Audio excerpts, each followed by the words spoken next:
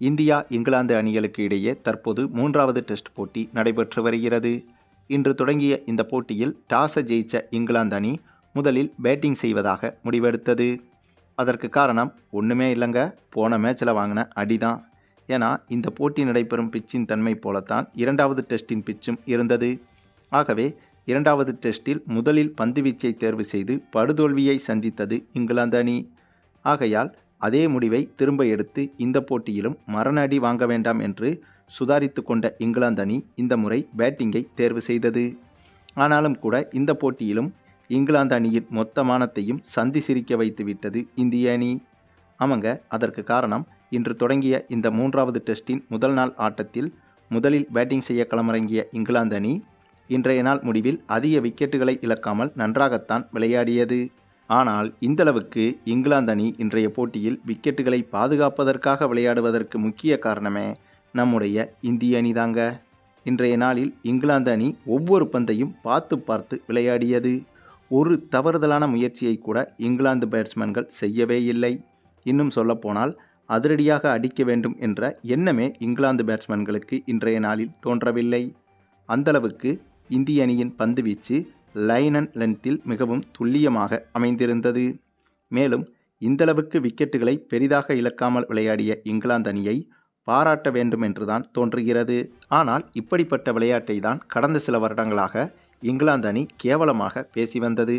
அதாவது டெஸ்ட் போட்டிகளில் மட்டை வைத்து ஆடவே கூடாது என்றும் அதிரடியாக மட்டுமே விளையாட வேண்டும் என்றும் அதற்கு பெயர்தான் பேஸ்பால் கிரிக்கெட் என்றும் இனிமேல் பேஸ்பால் கிரிக்கெட்டை தான் நாங்கள் தொடர்ந்து விளையாடுவோம் என்றும் சில வருடங்களுக்கு முன்பு இங்கிலாந்து அணி வீராப்பாக பேசி வந்தது. வீராப்பாக பேசியது மட்டுமில்லாமல் அதை ஒவ்வொரு போட்டியிலும் செய்தும் காட்டியது. அதற்கு உதாரணம்தான் கடந்த 38 டெஸ்ட் போட்டிகளில் விளையாடிய இங்கிலாந்து அணி 24 போட்டிகளில் வெற்றியும் 13 போட்டிகளில் தோல்வியும் ஒரு போட்டியில் மட்டுமே டிராவாகவும் முடிந்தது. அதுவும் டிராவான அந்த போட்டியும் மழையால் தடைப்பட்டதால் தான் டிராவானது.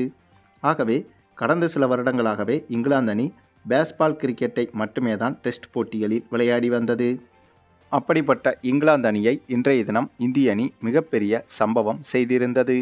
ஆமாங்க, இன்றைய போட்டியில் இந்திய அணியின் பந்து வீச்சை சமாளிக்க முடியாமல் பந்தை தடுப்பதற்கே தடுமாறி வந்தது இங்கிலாந்து அணி. அப்படி இருக்கும்போது எங்கிருந்து பேஸ்பால் விளையாடுவது? அதிலும் கிட்டத்தட்ட 70 ஓவர்களுக்கு இங்கிலாந்து அணி கிட்டத்தட்ட 200 ரன்களைத்தான் தொட்டு இருந்தது. வழக்கம் போல பேஸ்பால் கிரிக்கெட்டை கையில் எடுத்ததற்கு பிறகு ஒரு நாள் போட்டியில் விளையாடுவது போலத்தான் 50 ஓவர்களிலேயே கிட்டத்தட்ட 300 ரன்களை தொட்டுவிடும் இங்கிலாந்து அணி.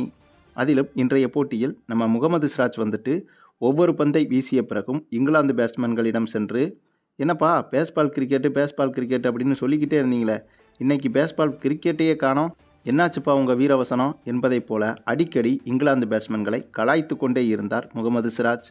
ஆனால் அப்படி இருந்தும் கூட திருடனுக்கு தேள் கொட்டியதைப் போல சத்தமே இல்லாமல் பேட்டிங் செய்து வந்தனர் இங்கிலாந்து பேட்ஸ்மேன்கள். ஆகவே இன்றைய போட்டியில் என்னதான் இங்கிலாந்து அணி விக்கெட்டுகளை எதிர்பார்த்த அளவுக்கு விழாமல் பார்த்து கொண்டாலும் இவர்கள் பல வருடங்களாக கடைபிடித்து வந்த பேஸ்பால் கிரிக்கெட் என்ற கொள்கையை இன்றைய போட்டியில் இழந்துவிட்டனர். அதற்கு காரணம் இந்திய அணியின் நேர்த்தியான பந்து வீச்சு தாங்க. ஆக இந்த விஷயம்தான் இப்போது கிரிக்கெட் உலகில் பேசுபொருளாகவும் மாறியிருக்கிறது. இத்தனை வருடங்களாக பேஸ்பால் கிரிக்கெட் மட்டும்தான் விளையாடுவோம் என்று மாறுதட்டி வந்த இங்கிலாந்து அணி இப்போது இந்திய அணியிடம் மொத்த மானத்தையும் இழந்து சரணடைந்து விட்டது என்றே சொல்லலாங்க.